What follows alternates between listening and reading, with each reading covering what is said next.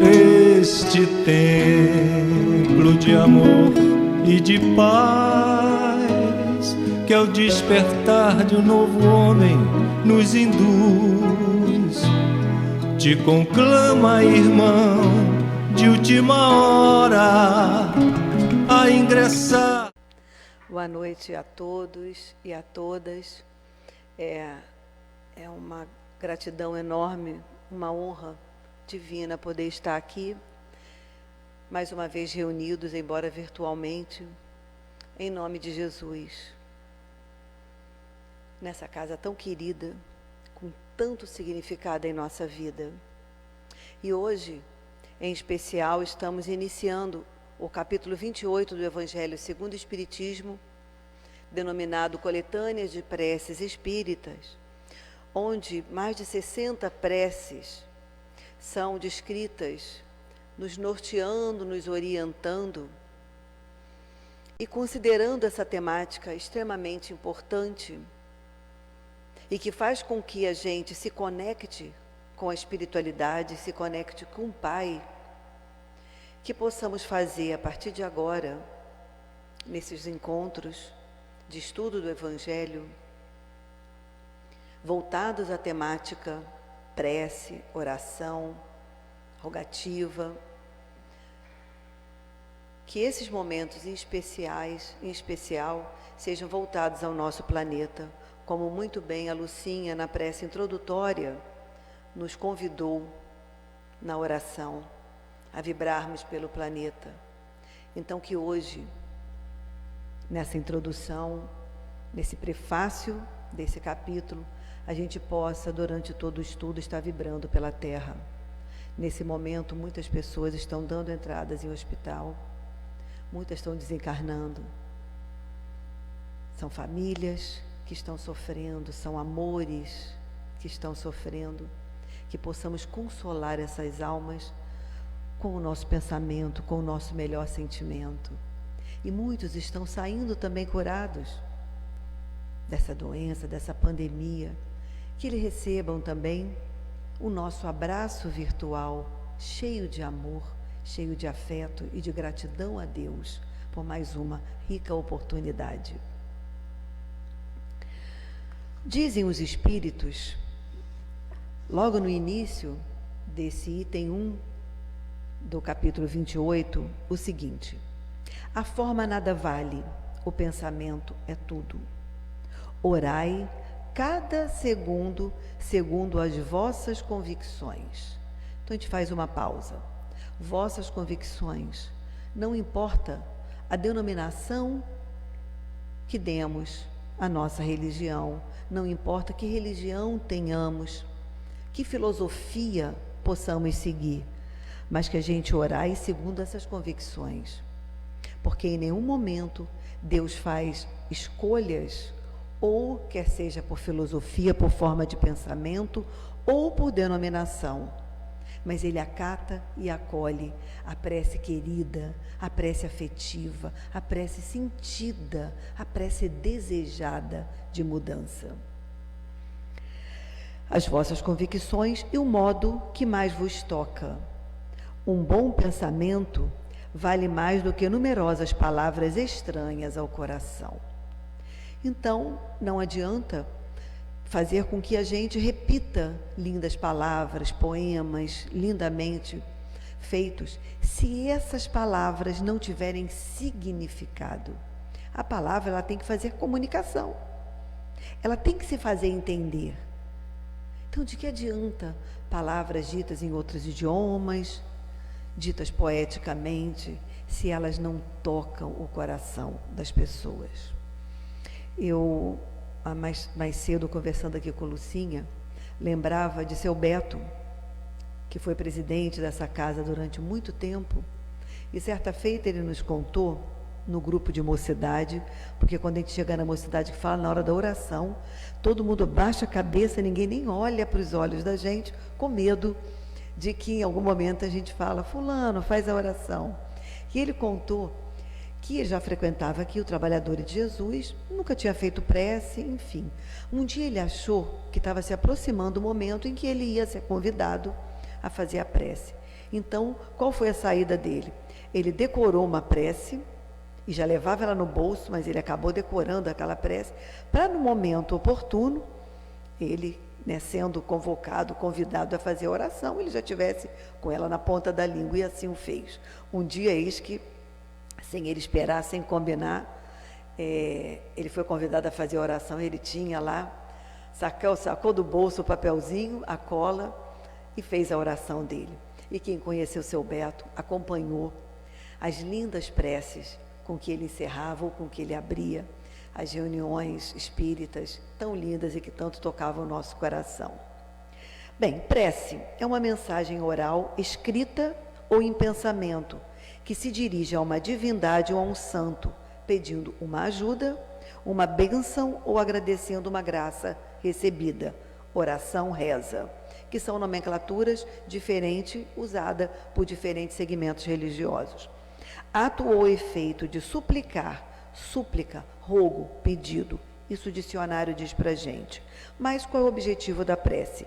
Elevar a nossa alma a Deus.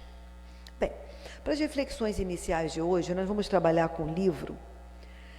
É o livro Mensageiros, da série André Luiz. É o segundo livro da série André Luiz.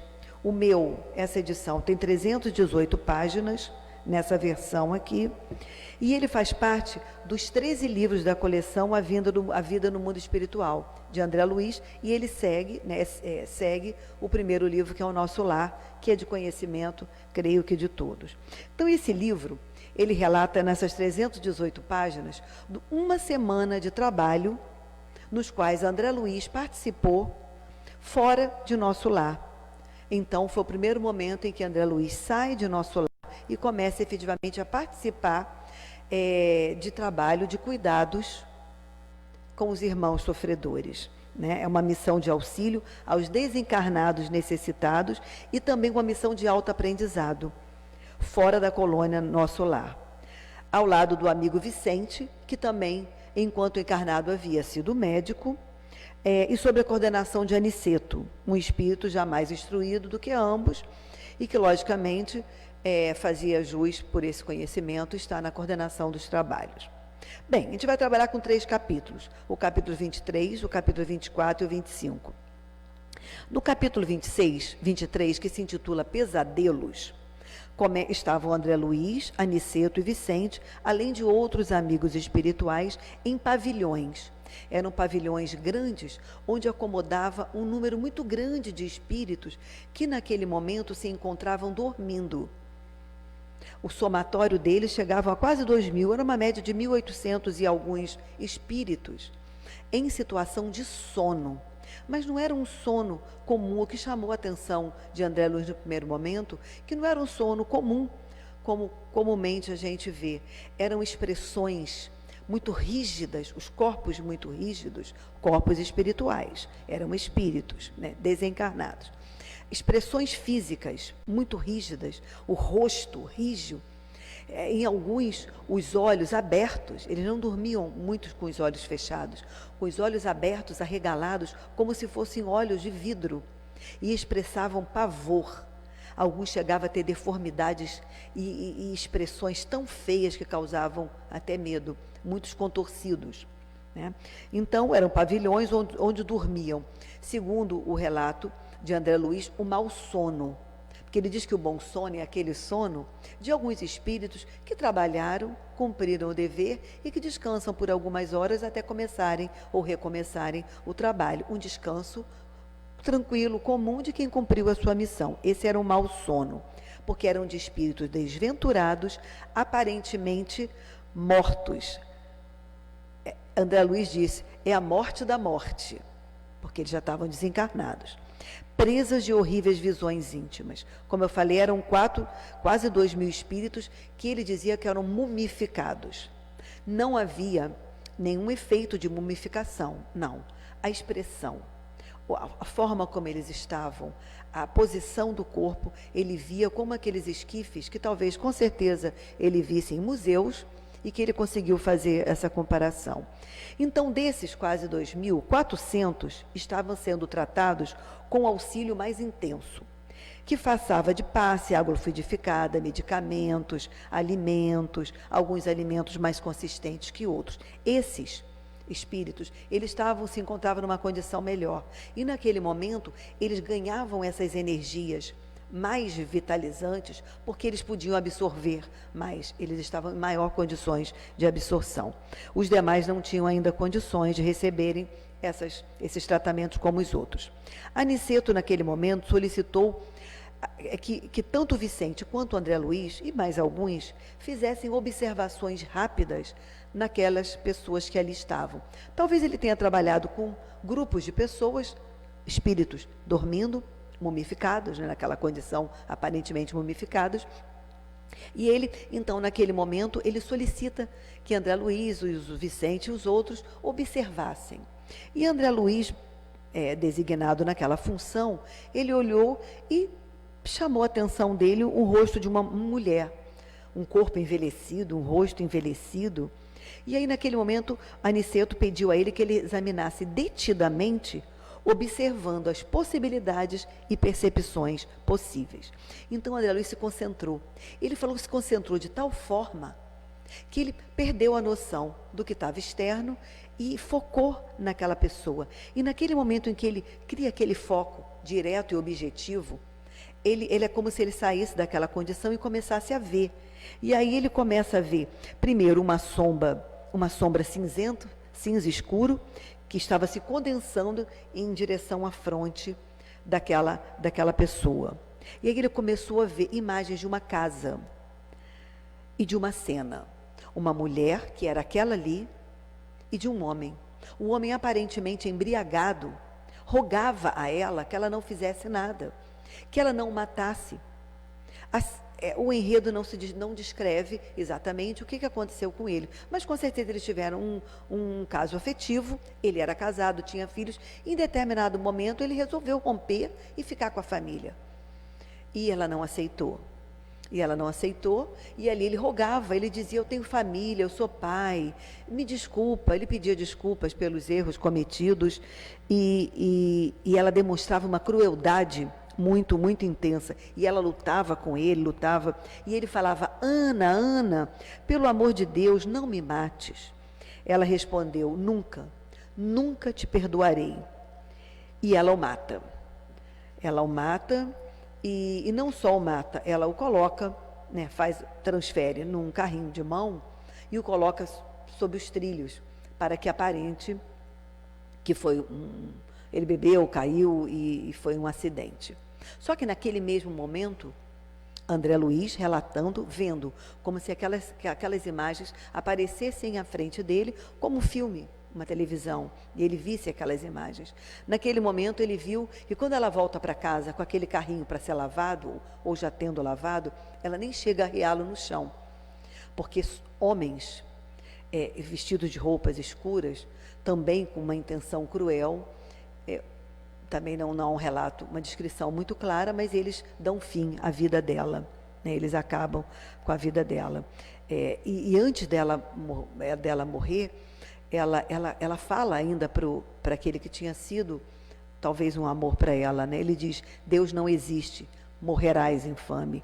E ela afirma isso de forma muito veemente: Deus não existe, né? Então ela foi abatida por eles, embora também gritasse: acudam-me, né? E não teve jeito. André Luiz, naquele momento, ele entendeu aquele contexto todo e conseguiu compreender a causa dela estar ali. Ele fez uma análise quase clínica, mas ele não a julgou. Em nenhum momento ele pensou.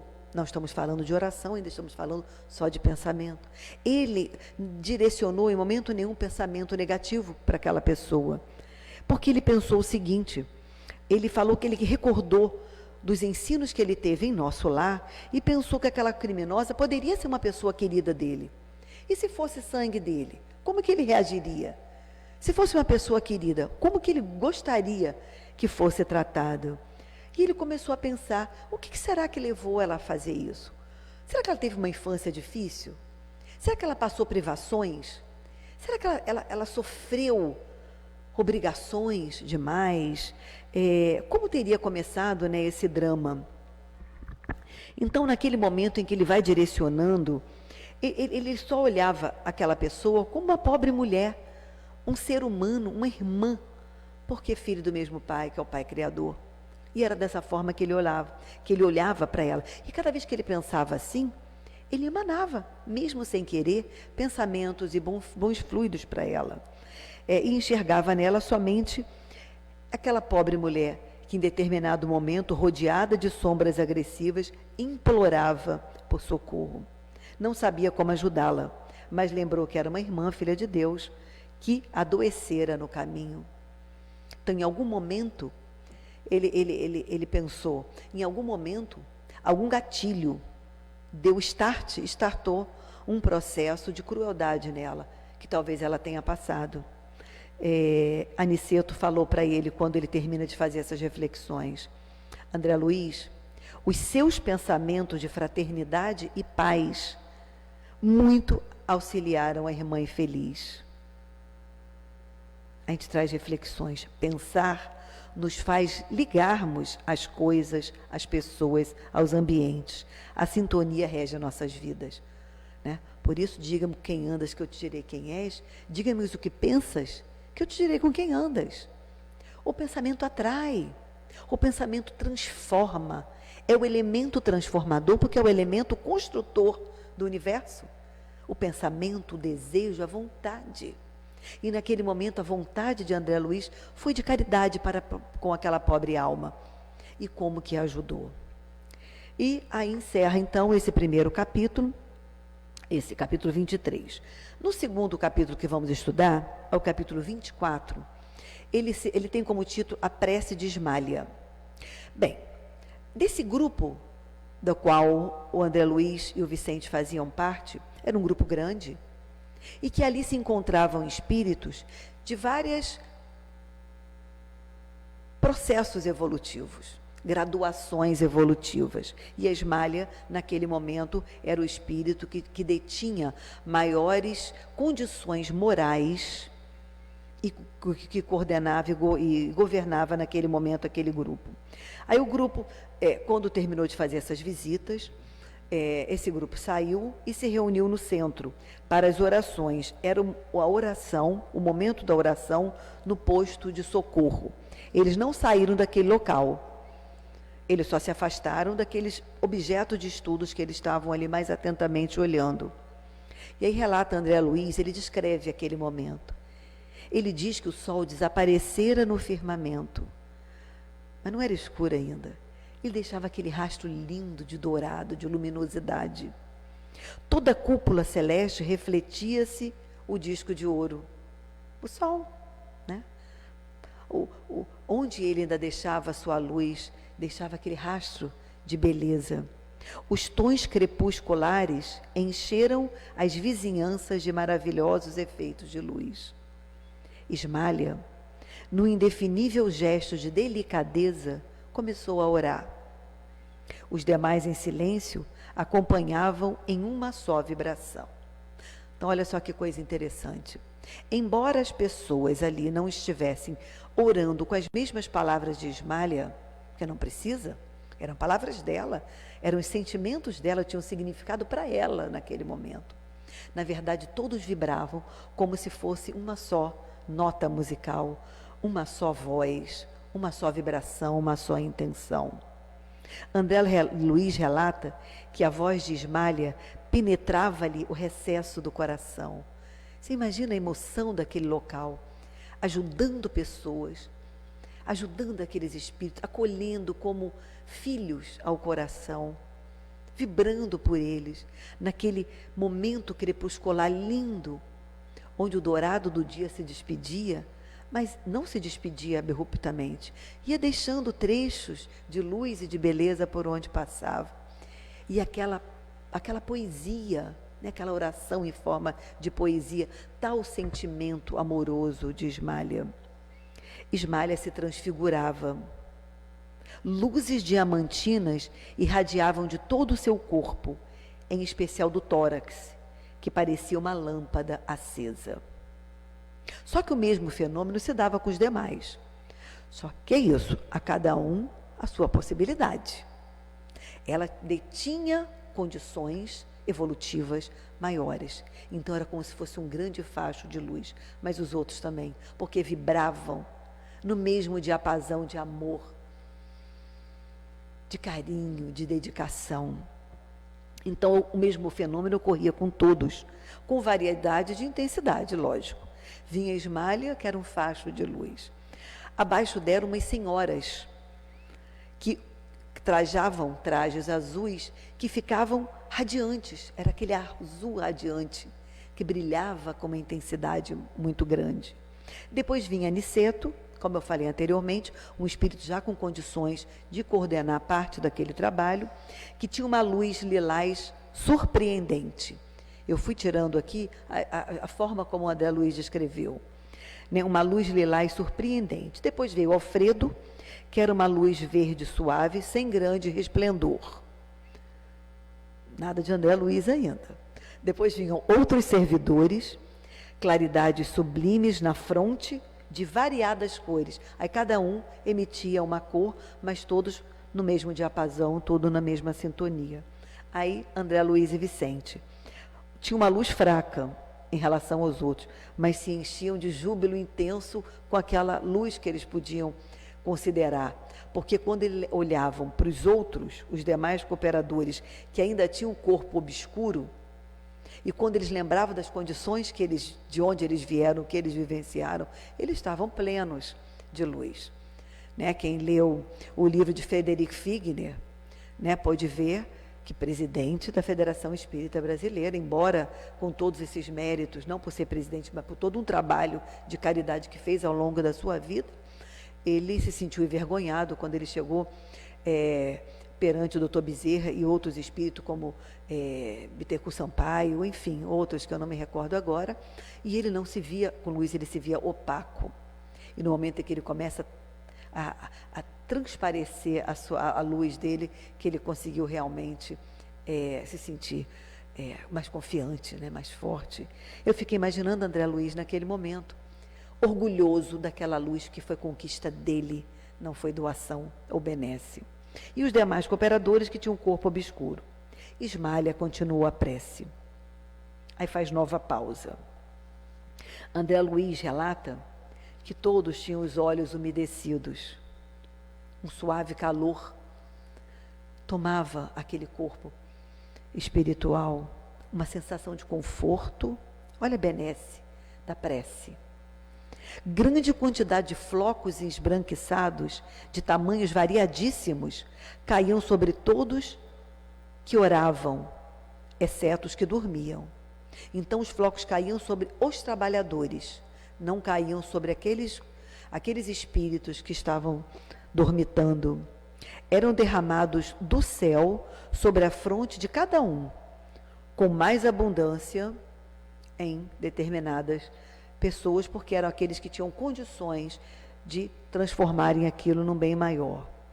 Grande admiração ele tomou com aquele novo fenômeno. Os flocos desapareciam ao tocar a todos. Saíam da fronte e do peito grandes bolhas luminosas com a coloração de cada um. Quem era lilás, bolhas lilazes, azuis, enfim, na coloração de cada um.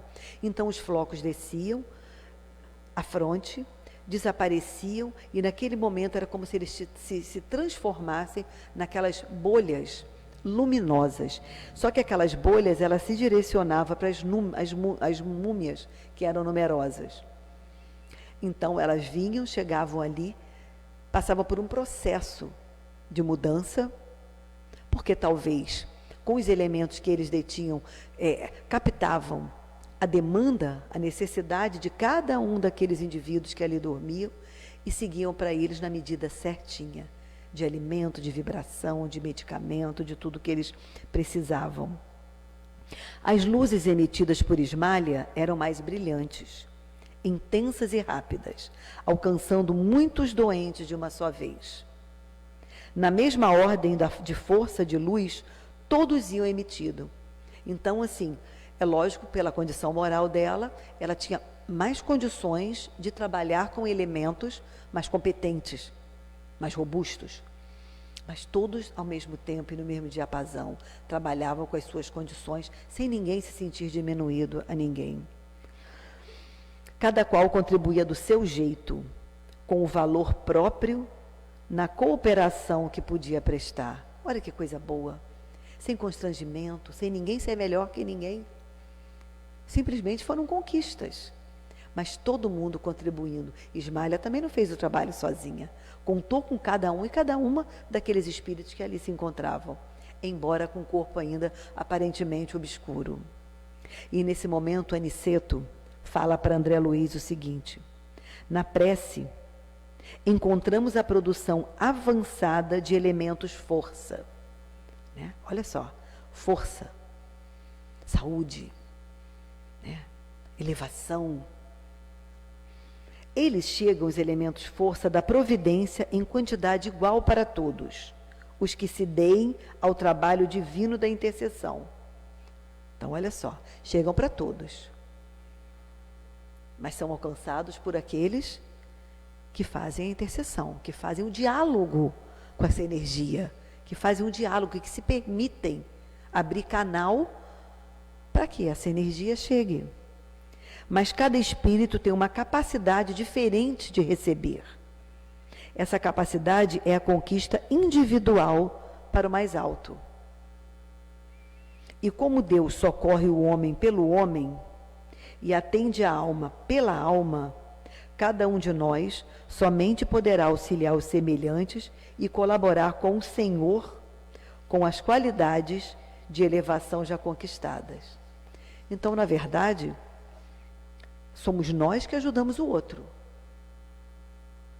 Quer seja encarnado, quer seja desencarnado. Deus atua de homem para homem. Nós somos co-criadores junto a Deus. Então, Ele conta conosco, mas nós só damos o que nós temos.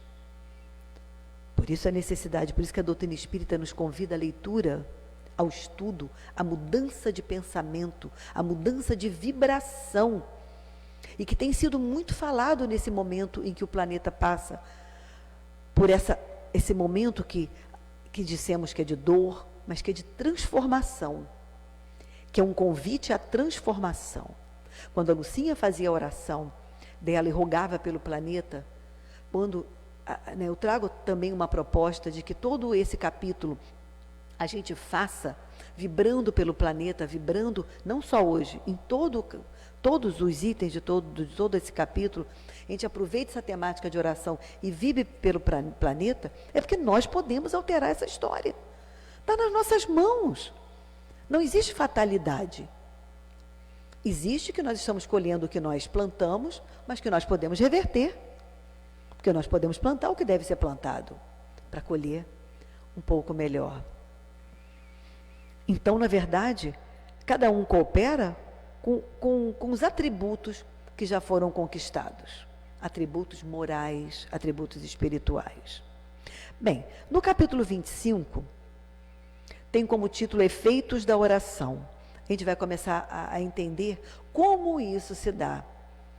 Por que orar é bom? Por que faz bem? E como faz bem? E continua André Luiz dizendo: as luzes da prece inundaram o vasto recinto. Claridade serena, doce e radiante, muito diversa da luminosidade artificial. Então ele levava na memória o que ele viveu na Terra, com essa luz que a gente vive artificial, e chamou a atenção dele, porque é uma luz que trazia na imagem dele serenidade, docilidade, era irradiante, ao mesmo tempo forte, diferente.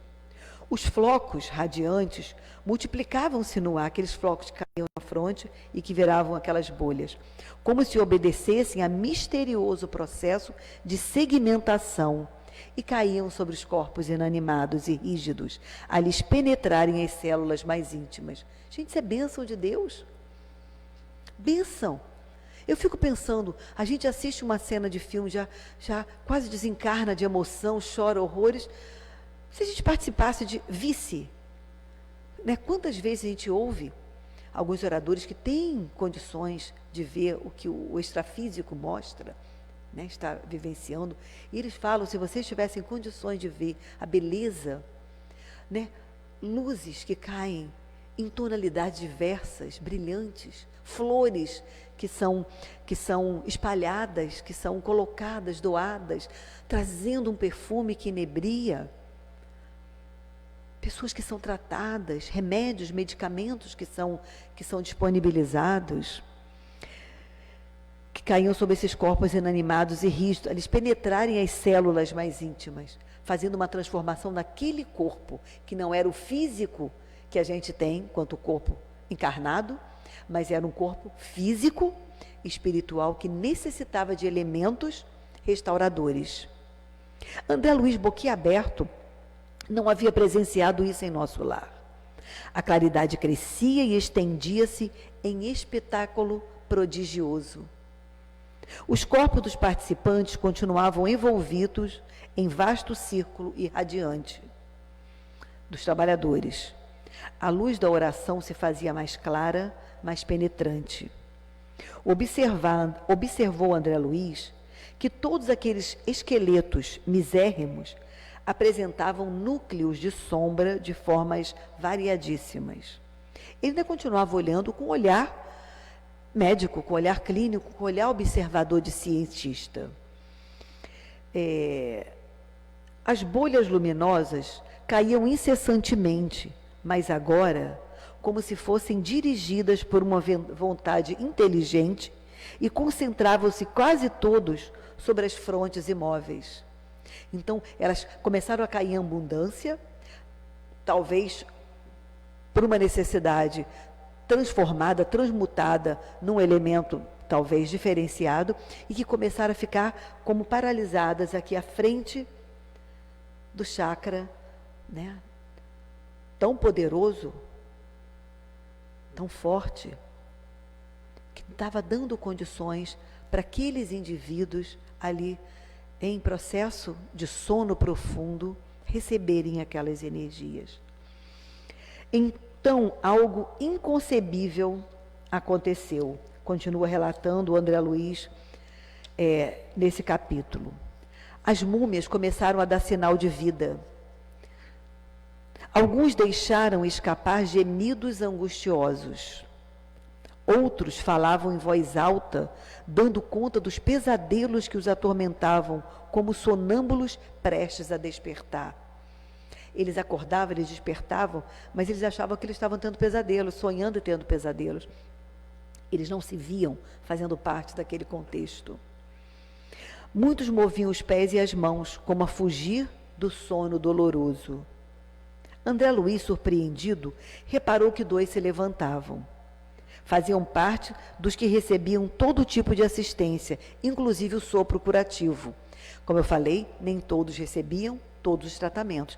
Esses 2 faziam parte desse grupo que já recebiam tudo. Então, com certeza, são espíritos com mais condições de despertamento, ou com as condições pré-despertamento. Pareciam loucos que acordassem de súbito e dispararam a correr, esparrecidos, parecendo cadáveres ambulantes. Intencionou segui-los, mas foi detido. Aniceto pediu que ele não fizesse. Naquele momento, ele foi informado por Aniceto o seguinte: se eles fossem abordados, eles iam começar a se dar conta que eles faziam parte daquele grupo e eles iam enlouquecer. Então, talvez essa abordagem fizesse com que esse processo retrocedesse. Então, falou, calma, eles não vão sair das cercanias, eles não têm condições de fugir das fortificações daquele espaço. Eles vão sair, vão tentar, vão refletir. A hora que eles acalmarem, eles vão buscar socorro novamente. Então, é como se assim deixasse o tempo deles. Então, a bondade divina é muito incrível, porque é chegado o momento de tomada de decisão, mas mesmo assim, respeita o tempo, respeita a individualidade de cada um daqueles seres. As luzes foram apagando e os cadáveres voltaram à imobilidade. Ismália declarou terminadas as atividades da oração com gratidão, Desde alguns dias, os que dormiam não se levantavam.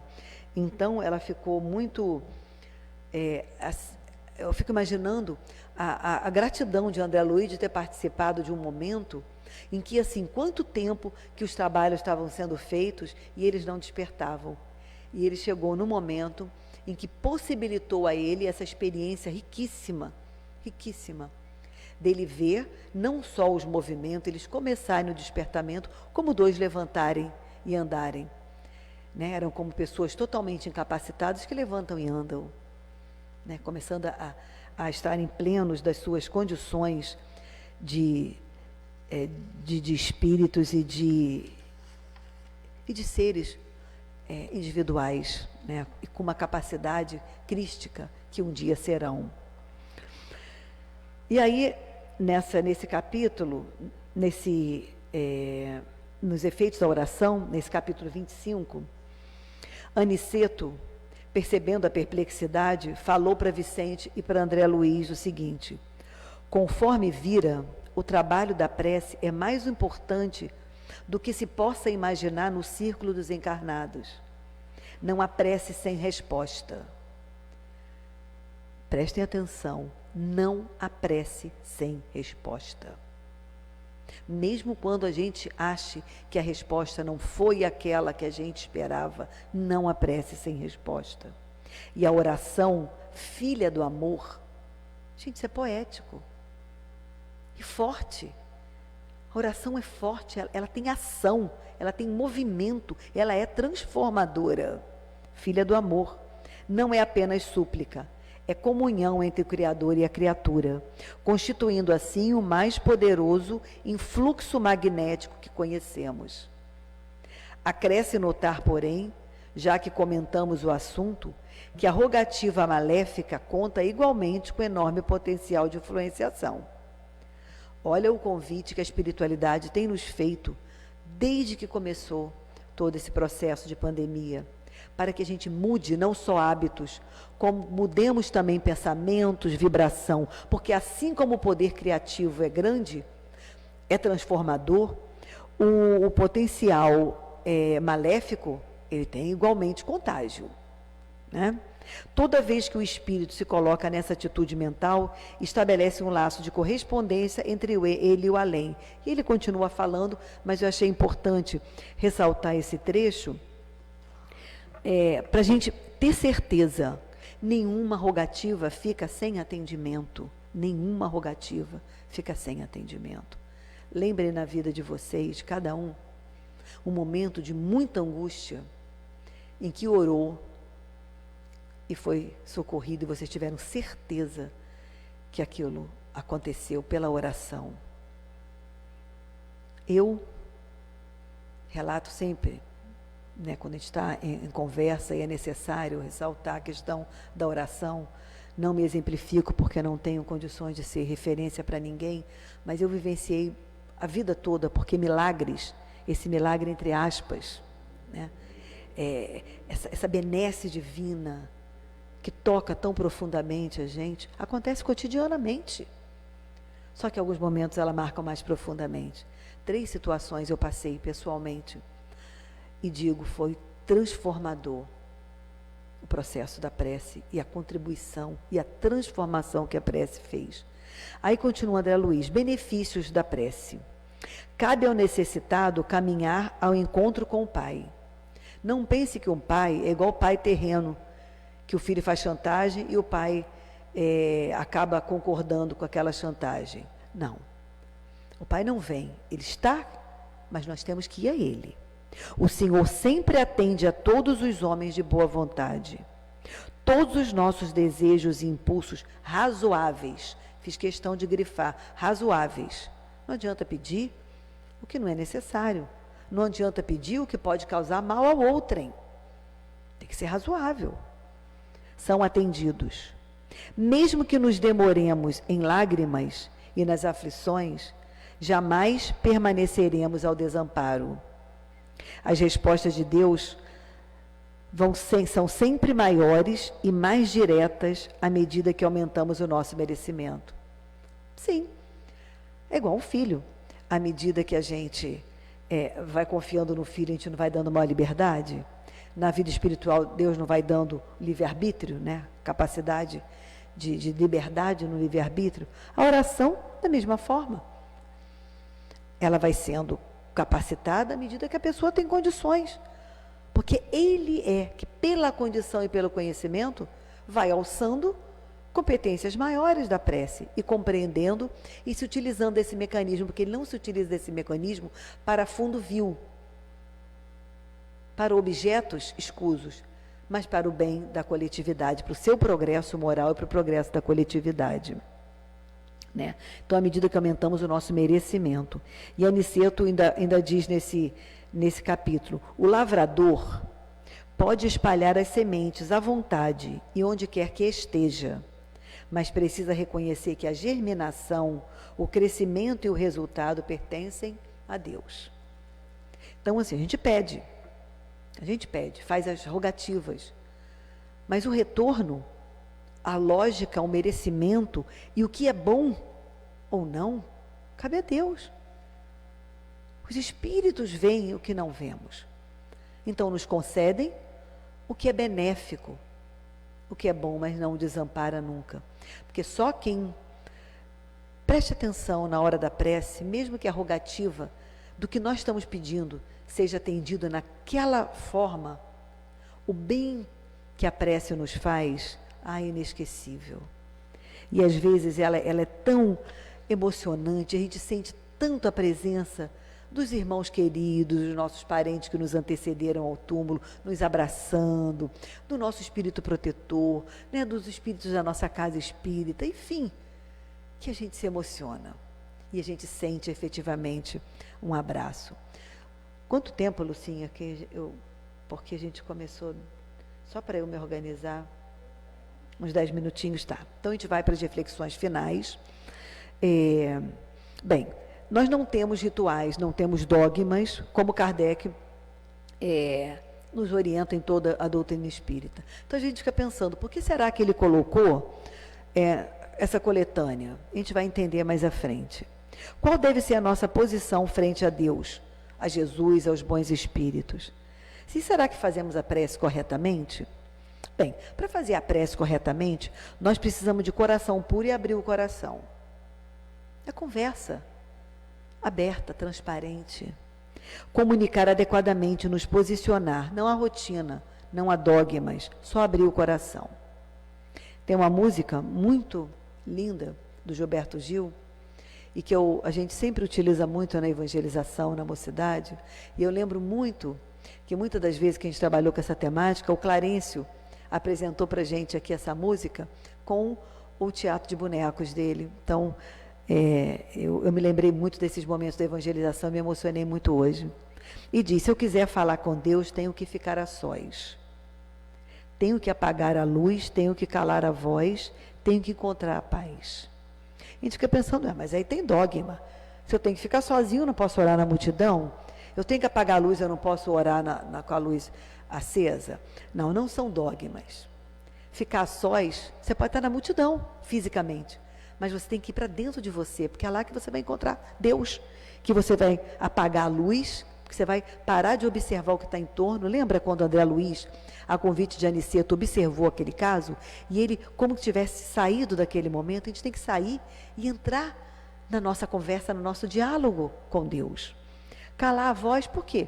Se eu ficar orando e ficar falando, ouvindo o que está sendo dito, e encontrar a paz que eu vou encontrar dentro de mim, cada um dentro de si. Ter postura, vigiar e orar para a gente não se equivocar mais. Como é que se deve orar? Segundo a doutrina espírita, diz que a gente deve orar para pedir, para agradecer e para louvar. E por que orar? Porque é lenitivo, é calmante para preocupações e sofrimentos. Quantos, talvez nós, nesse momento de sofrimento, de medo que a gente tem passado, a gente quase entra em pânico, e quando para, se recolhe, faz uma prece, a gente começa a quietar, e é um bem, é como se um banho de frescor nos invadisse, e ao mesmo tempo uma força adentrasse, né, no nosso âmago, e que faz com que a gente continue ainda mais, e continue com força, com fé e esperança. Onde orar? Entre no quarto, feche a porta e perdoe os inimigos. Qual o quarto? O quarto interior, o coração. Vai lá no coração, visita esse quarto que muitas das vezes está fechado, está sem atividade. Vai lá, tira os inimigos de lá e diz para eles: eu te perdoo, eu te amo. É orar, né? Orar é amar o próximo. Quando orar? Em qualquer momento que sentir necessidade. Na hora da prece, o que é importante? Bons pensamentos e bons sentimentos. Não há formas. Embora a gente traga memórias do passado, de outras experiências religiosas que nos impuseram ao longo dos séculos, talvez dos milênios, rígidos modelos, é natural. É natural. Eu tenho certeza que a humanidade hoje, espírita, está vivendo a primeira encarnação espírita. Então nós estamos aprendendo. Então a gente vai trazer alguns desses modelos ainda impregnados em nós, é natural, né? A fórmula nada vale, o pensamento é tudo.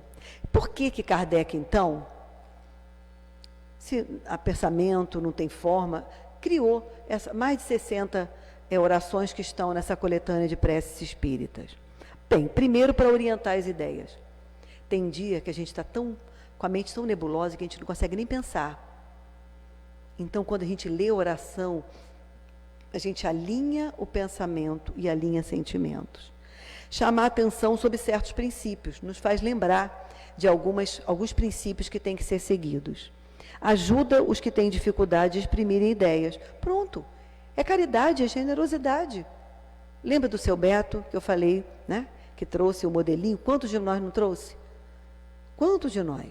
Eu acho difícil alguém que tenha a primeira vez feito uma oração assim tenha conseguido. A gente já decora, já pensa algumas coisas, alinha pensamento que vai falar, né? Então é para isso, é para alinhar pensamento. Não precisamos falar, é por pensamento. Fechar os olhos para olhar para dentro e não prestar atenção ao que está externo. Podemos orar para encarnados, desencarnados, os que estão longe, os que estão perto, por nós mesmos. Para quê? Gratidão, adoração e pedido. Saber pedir, clareza. Não adianta ficar naquela coisa divagando, que a gente acaba dormindo no meio da prece. Seja claro.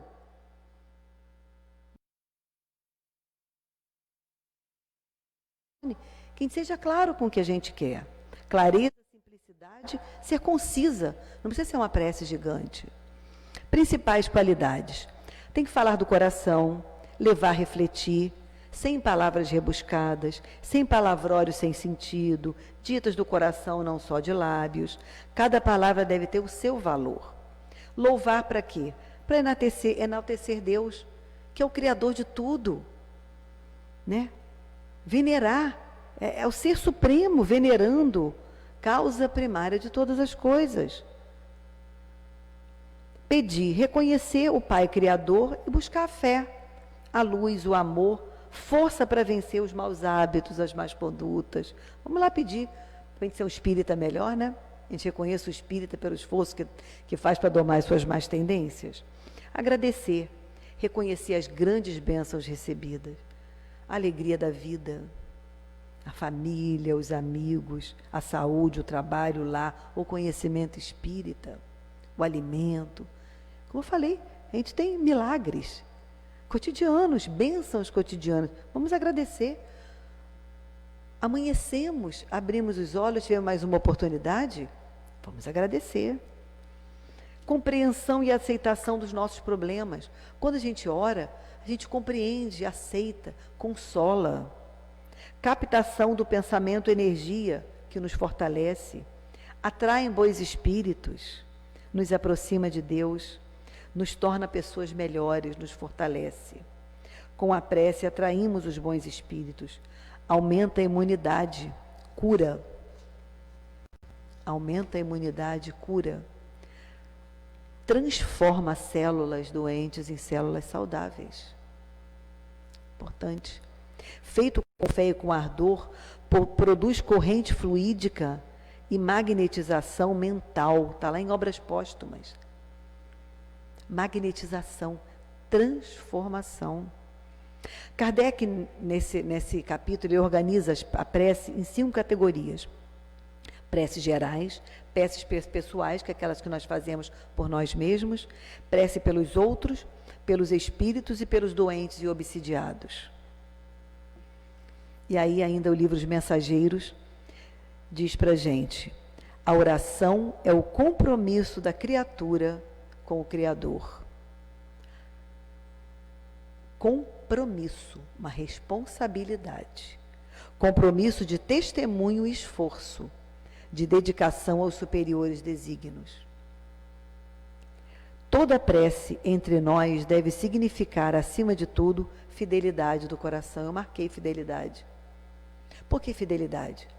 Porque eu tenho que ser minimamente lógico com o que eu falo, com o que eu sinto e o que eu penso. Eu tenho que ter coerência. Então, fidelidade do coração é isso.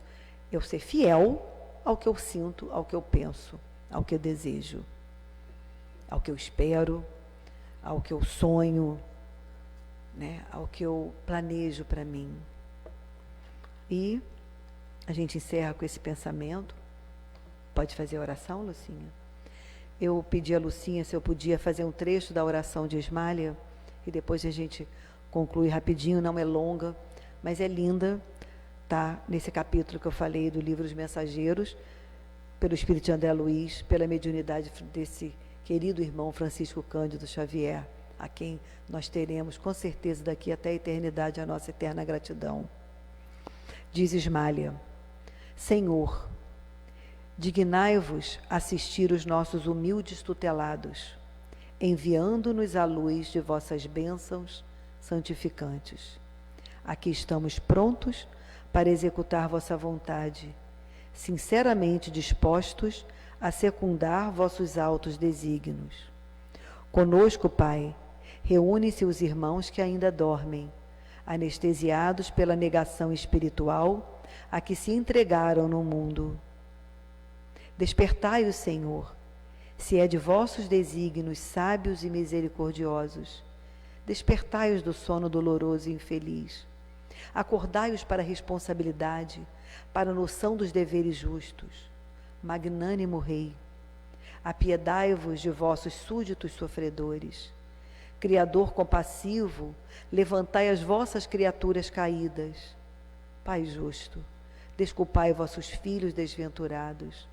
Permiti cair o orvalho do vosso amor infinito sobre o nosso modesto pronto de socorro.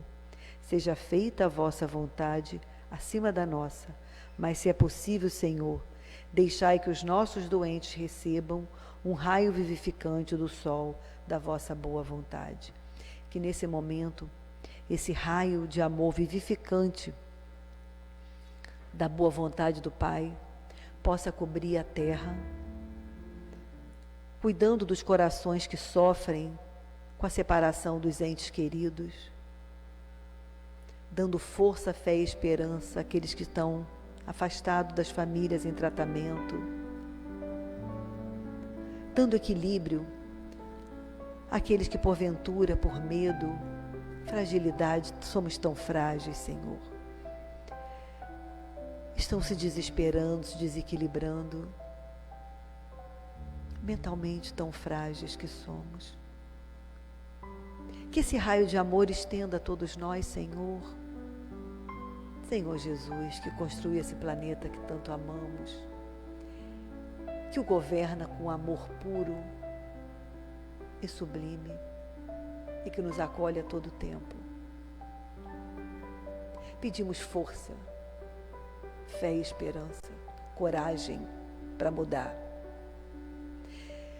Que a nossa voz nesse momento some a outra voz, que some a outra voz, que some a todas, e que possamos fazer uma onda de amor. Uma onda de amor, como a prece de Cáritas diz, que pode iluminar a terra. Sejamos nós esses instrumentos, Senhor, de transformação. Acolha-nos, Senhor, acolha os que sofrem. Console os corações que estão doídos. Dê força nos corações enfraquecidos. Segure nossa mão nesse momento mais fortemente. E agradecemos aos numerosos espíritos trabalhadores da seara do amor, da luz, que estão acolhendo esses espíritos em acolhidas tão fraternas, que estão cuidando, transformando a doença em retorno da saúde, mas que a maior saúde nós possamos construir juntos, que a saúde de cada um de nós, a transformação interna e a transformação desse planeta, que se faça luz, que se faça paz, que se faça saúde, que se faça amor. A Ti bendizemos, Senhor, todas as bênçãos recebidas. Muito obrigada, Senhor. Muito obrigada por tudo que temos. Gratidão, Jesus. Muito obrigada, Senhor. Fique conosco. Não desista.